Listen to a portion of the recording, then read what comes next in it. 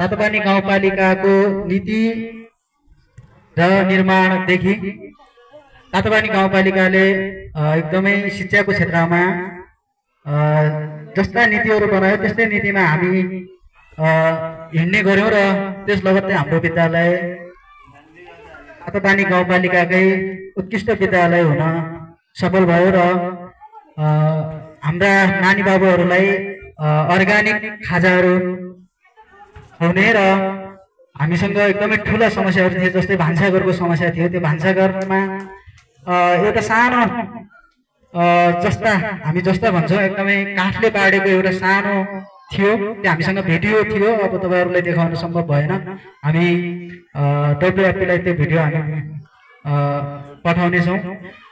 त्यो भान्साघरबाट हाम्रा परिसर एकदमै धुवा धुलोले एकदमै हैरान हुनुभएको थियो र उहाँले भन्नुहुन्थ्यो, अध्यक्षज्यू मलाई एउटा भान्साघर जसरी पनि चाहियो भन्नुहुन्थ्यो। त्यो समस्या लिएर मैले गाउँपालिका जाँदाखेरि अध्यक्षज्यूले सहजै स्वीकार गरेर एउटा भान्साघर राखिदिनु भएको थियो र लगत्तै त्यो भान्साघर सुविधायुक्त थियो। तर पनि हामीसँग WFP आइसकेपछि एकदमै नयाँ प्रविधिको जुम्लामै एक मात्रै माटोको प्रविधिबाट बनेको भान्साघर हामीले पाएका छौं। त्यो भान्साघरमा एकदमै सेवा सुविधा छ। अहिले हामीले हाम्रा परिसरलाई एकदमै सहज भएको छ र पुरानो अवस्था हेर्ने हो भने एकदमै माटोले पोतारेको कक्षा कोठाभित्र साना बालबालिकाहरू गए भने एकदमै गाह्रो हुने अवस्था थियो र अहिले व्यवस्थापन को लागि तातोपानी गाउँपालिका हाम्रो वडाले तातोपानी गाउँपालिकाले एकदमै ठूलो सहयोग गरेर हामीले व्यवस्थापन गरेका छौं। कक्षा कोठा व्यवस्थापन भएको छ, छापामय भएको छ।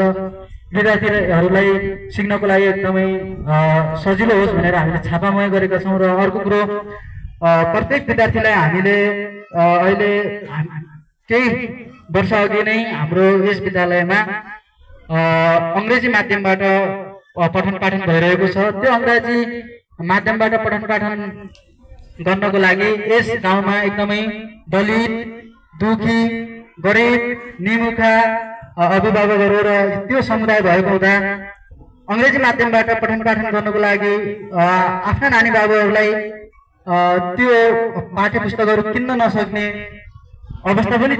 त्यो अवस्था यस विद्यालयले जेन जताबाट भयो नि जुगाड गरेर प्रत्येक विद्यार्थीहरूलाई निशुल्क पाठ्य पुस्तकहरू दिने, उनीहरूलाई कुनै पनि समस्या नपरोस् भनेर हामीले किडा त्यहाँबाट आएर हाम्रो WFP लगायतका संस्थाहरूबाट सहयोग मागेर कापी कलमहरू पनि हामीले निशुल्क दिने गरेका छौं।